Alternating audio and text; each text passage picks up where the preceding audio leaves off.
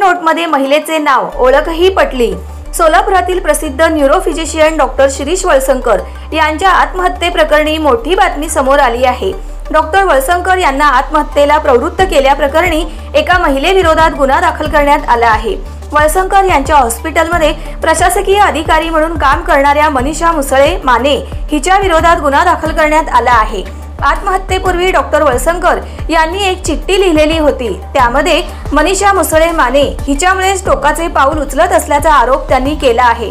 सूत्रांच्या माहितीनुसार रात्री 10च्या सुमारास पोलिसांनी या प्रकरणी गुन्हा दाखल केला असून रात्रीच न्यायालयाची परवानगी घेऊन आरोपी महिलेला अटक करण्यात आली आहे। या घटनेमुळे एकच खळबळ उडाली होती। कर्मचाऱ्यांकडून धमकी मिळाल्याने तणावाखाली असल्याची चर्चा। डॉक्टर वळसंकरांना रुग्णालयातील सर्व आर्थिक व्यवहार हे कागदोपत्रावरती हवे होते, त्यासाठी त्यांचा आग्रह देखील होता।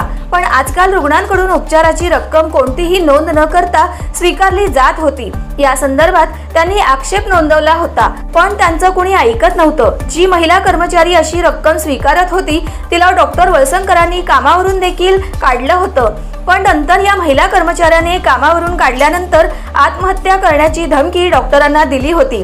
तिच्या धमकीवरून डॉक्टरांना पोलिसात तक्रार दाखल करण्याचा सल्ला दिला होता, मात्र डॉक्टरांना ते मान्य नव्हते। या प्रकरणामुळे देखील डॉक्टर तणावाखाली गेल्याचे आणि त्यांनी असं टोकाचं पाऊल उचलल्याचीही चर्चा आहे।